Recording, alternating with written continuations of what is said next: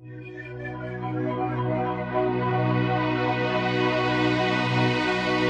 s'agit d'un peuple qui, pendant longtemps, s'est contenté, pour ainsi dire, de se faire oublier pour survivre.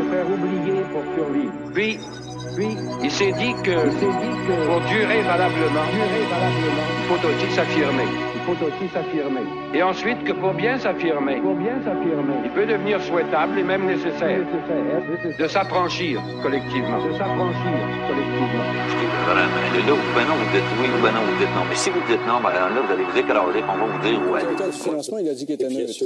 Alors, mais comment vous allez faire pour convaincre ces gens-là qui se trompaient depuis 2 ans avec l'affirmation nationale et que c'est votre objectif à vous, la souveraineté, qui est le bon objectif?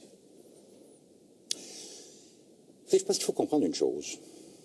Le Parti québécois a eu du dynamisme, des idées, la possibilité de ramasser des tas de gens autour d'un certain nombre d'objectifs, dans la mesure où une sorte de ciment tenait tout ce monde-là ensemble, c'est-à-dire l'objectif de la souveraineté du Québec.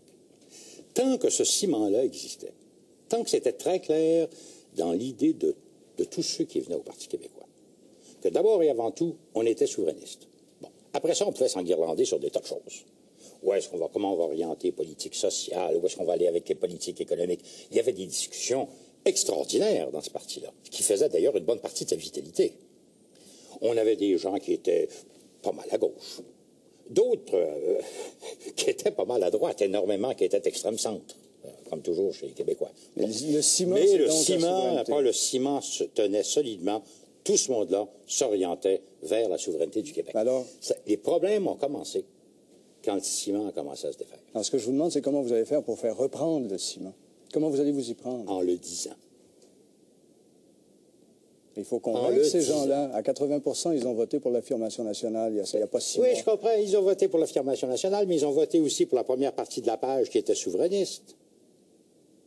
Il faut bien comprendre qu'au fond, cette espèce de confusion, là, depuis 2-3 ans, a simplement eu un effet dissolvant sur l'énergie, l'enthousiasme, le dynamisme du parti, l'idée qu'on sait où on va. Quand vous regardez le programme du Parti québécois à l'heure actuelle, il y a une première moitié de page souverainiste, une autre affirmationniste, etc. Il n'y a qu'une façon, au fond, de remettre tout le monde là, dans le sens d'un même mouvement. Et le dire, nous sommes souverainistes avant les élections. Et le dire suffira. Pendant les élections. Après les élections. Et ça va suffire de le dire. De le dire, de le répéter. Et de le répéter avec une certaine sérénité, à part ça. Surtout de ne pas le cacher, de ne pas avoir l'impression qu'il y a quelque chose d'un peu honteux, d'un peu, comme disent certains journalistes, suicidaire, d'un peu mal intentionné. La sérénité là-dedans. Et alors, évidemment, il y a un contenu à la souveraineté. Il faut y mettre des choses dedans. On ne peut seulement pas l'affirmer en disant « je suis souverainiste » comme je suis végétarien. Il faut mettre des choses là-dedans. On va en parler dans une... Et ils nous répandent l'idée « c'est mort, c'est fini, surtout, il ne faut pas que ça revienne. » Bon. Et puis, on fait des sondages d'opinion publique de temps à autre. Encore, juste avant l'élection de 85, il y avait un sondage fait par la Gazette et le Soleil qui était étonnant, 38% en faveur de la souveraineté association. Et puis là, on revient depuis quelques mois, là, cette idée, les sondages continuent de se faire, sauf que depuis quelques mois, on en parle. Et on constate quoi? Mais oui, qu'effectivement, il y a 38, 40, 44%. Mais des Québécois qui sont en faveur. Mais il faut plus que ça. Comment vous allez faire? Vous croyez que ce n'est pas une bonne base? Mais il faut plus c'est merveilleux comme base de départ. Mais il faut plus que 50% des gens qui y croient pour que vous ayez un mandataire pour la négocier. Ah ben là, voilà. Là, on arrive au cheminement.